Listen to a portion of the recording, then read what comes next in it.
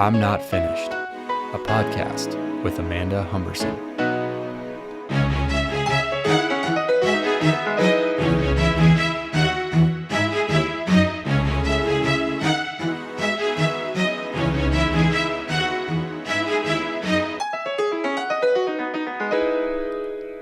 Hello, everybody. It's Amanda Humberson, and you are listening to I'm Not Finished. And today's guest is Paul McClellan. Paul is the CEO of lightbulbs.com. He is the father to 9 kiddos. He's a husband. He lives in Minnesota. And I met Paul when I went to Ojai, California on this 2-day retreat to meet Rob Bell, which I've talked about ad nauseum. And within these 2 days, I was surrounded by such amazing people who simultaneously had some internal wrestle and then also possessed the answer within them. And they essentially came here to find permission. For 2 days, we held up mirrors. We asked really strong questions that ultimately led us back to ourselves. And when I met Paul amidst this exercise, I just knew we'd be friends. He had this openness to him. He was genuinely the real deal. And he had recently walked through so much life and death. And I thought some of his observations could have, immeasurable impact on our listeners today. So, Paul, you mentioned to me that when you came to Ojai, you were intentionally unprepared. So talk to us a little bit about that posture. Yeah, so the whole deal was come with a question, and there was a part of me that kind of wanted to live on the fringe and not have that ready to go. And so I did that. And it wasn't until I was sitting there, and Amanda, you had gone first, and you were kind of going through your life and your story, that the question started to formulate. And it wasn't really until I sat down and I just kind of started blurting out random words and conversation that this thing that had been kind of aching inside of me kind of just came out. It was kind of this convolution of 3 years of dancing with life and death. And it started with my wife had a hemorrhage. She had miscarried, had a hemorrhage at home. We had 10 EMTs in our bedroom. We didn't think she was going to make it. She's in the ambulance in our driveway for an hour. I'm not able to see her. I drive behind the ambulance to the hospital. I spent hours not even knowing if my wife was alive or not. Several months after that, her mom died right in front of her of massive heart failure. And I showed up there with the kids in an emergency, and I see my mother-in-law dead on the floor in front of all of us. And then about a year later, my younger sister dies from suicide. And so you're kind of thrown in this meat grinder of just terror, like all these nightmares that you don't think can happen to you. And I remember that moment driving behind the ambulance with my wife in there, not knowing if she was alive or not.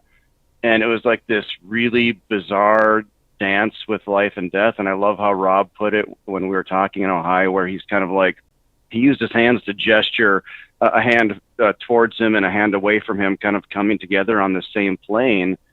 And he goes, there's this convergence of life and death where they are now kind of happening at the same time. Yes. And my question to him was, how do I go back? There's the before me and there's the after me, before these events and after these events. And I'm not the same person. And I love it when he said, I get it. Of course, like you changing through this is a normal thing. What you experienced is so impactful that of course it changed you. My coach used to say, yeah, makes sense you feel that way. Yeah, it makes sense. And then we'd move on towards the framework or the tools that we were working through that day. And I'm like, wait, if you ask the me that's laying in bed at night, spiraling out of control, it doesn't make sense that I feel this way. But once somebody gives you that permission, the amount of baggage you get to release in that very moment is so freeing.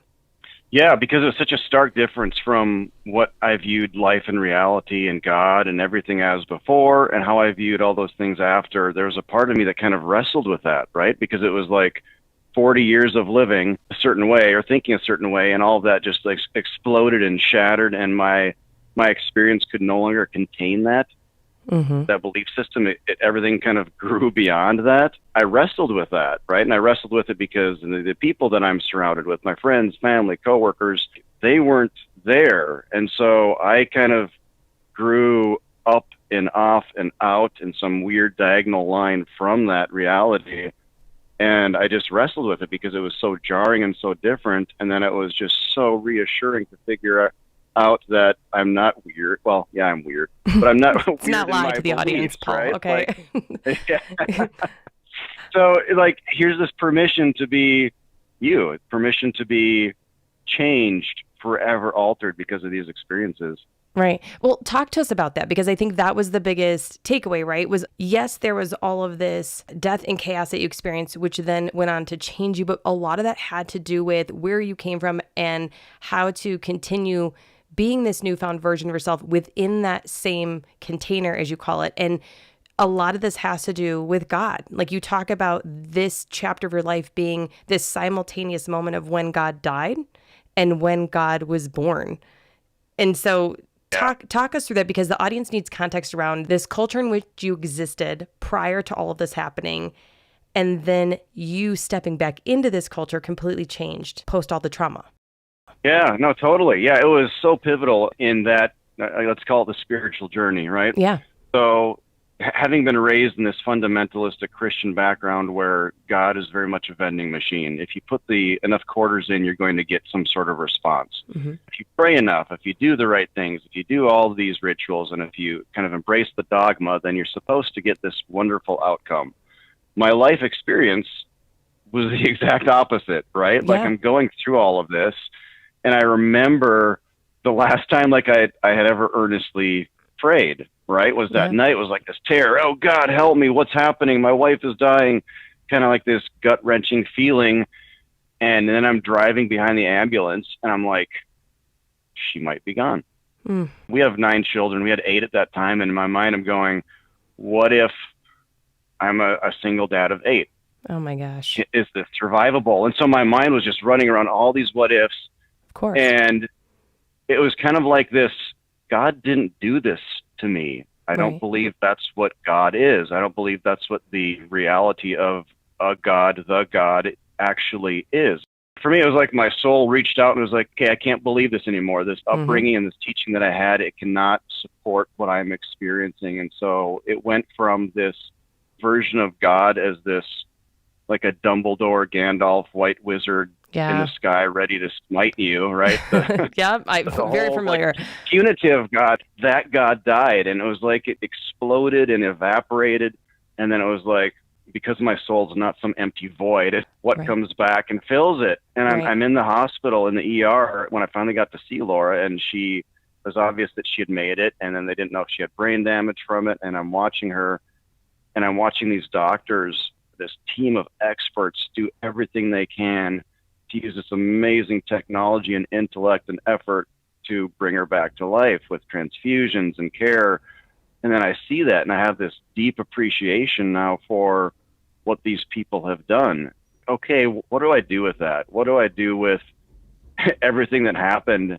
And then as life would have it, I kept getting pummeled with more and more death and loss. And it was kind of like this transition of God from punitive being that you get to control with your thoughts or your actions to the box. This to this ever-present energy and force and thing and movement and love and emotion. And it kind of went from a black and white, angular, like 90-degree God to this very amoebic, random, fluid thing. I say that all the time. It's like, because I've experienced a lot of, I don't want to say the same, but just like similar situations in which my mind has exploded and never been put back together the same. And I think it's this feeling of separation from God is how I was functioning before. And afterwards, there's this intertwined existence where there's no longer a separation. It's like the energy and the source, it's like within you, and it's at work and play, and it's hard to define and put in a box, and it's more expansive. It's bigger than what you had experienced before. So I just love talking about this, because I think people have the propensity to go anti or away from or reject the notion of this idea of God, because they can only hold God as what you've been talking about, this smite Gandalf God. And and it's this beautiful, you're gonna have to dismantle that. Exactly. So you dismantle that, but then you're left with, what do I replace this with? Because there's something more going on. There's something bigger. There's something behind. There's something underneath the surface. There's something subversive. And I totally get that. And I feel that, because I do see the awe and wonder in life. and it's like, what is this? Where is it coming from? Right? There's this magic that happens. There's this terror that I experience, but there's also magic. I mean, Right. delivering my kids and raising my kids and living life with my wife and getting my wife back and a sunset on the beach and a great meal and like all this good stuff. I'm very aware that it is present Mm-hmm. and that it is amazing and that it is a gift. And so it's like, what do I call all of that? There's a lot of baggage with the word God for me. I don't think I can ever get rid of that because it's 40 years of stuff. Yeah. And so it's kind of, what do I call that? Maybe I just feel it. Maybe I don't even call it Well, and anything. I think Maybe that's I just experience it. Can you just experience it? I think that's the permission I've been trying to give myself is, for me, I think it's my knee-jerk human reaction is when I'm starting to discover something new and more, I almost reject where I came from. And I think it all has a place. And it can all coexist. It can be an and, not an or situation. And so it's fair to even say, I get it. Like, I get why people believe this way. I get how this works for some people. And I can love them right where they're at. But for me, because I've come out of that and I no longer can sit in that, like you said, that can no longer hold my experience. And so to just be able to hold an understanding and a love for those who do think and believe that way while simultaneously holding yourself with grace in this newfound existence and not having to put it in a box. Yeah, and that's what we do as humans. It's kind of the age-old tradition of we don't understand it, so let's name it. Let's name it and define it and give it a label and give it all of its attributes. Ram Dass, the author of Be Here Now, he had a great quote where he was talking about walking in the garden and observing the butterfly, and as soon as he named it, as soon as he said there is a butterfly, it lost a lot of the appeal and magic because he was no longer experiencing it as this colorful, beautiful living object in front of him. He named it, and that name carries with it all these connotations. And so for me personally, like that hits home and that matters. If I contain it, if I try to contain this thing that it cannot be contained, that takes away the potential and the magic and the beauty of it all. And so there is this dance between, for me, I've moved beyond that. I'm still surrounded by a lot of those who are in that fundamentalist Christian world. And so how do I dance with that? Because I love these people. I get where they are because I was there. I'm not there anymore. Sure. So how do you dance with them and find peace and coexist and live life together? And that is kind of part of the work, I guess. Yeah, it is. The work never ends. That's the whole point of this podcast. What a beautiful way to put a bow on it, right? Is that you're never finished.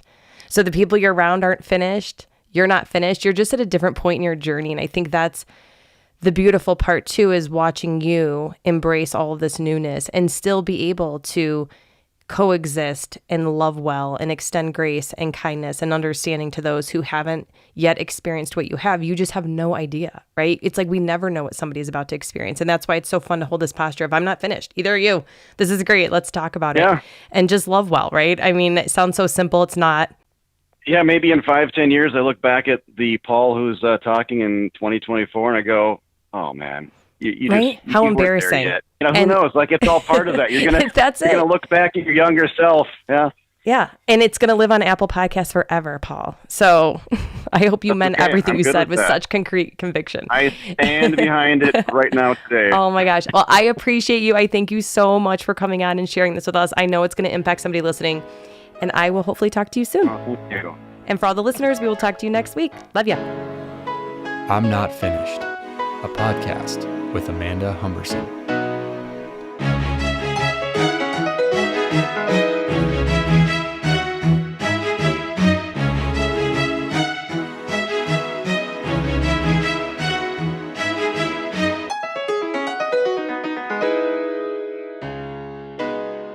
If today gave your soul a boner, hit the plus sign to follow me so you don't miss any new episodes. You can also find me on Facebook and Instagram at I'm Not Finished Podcast. I will talk to you next week.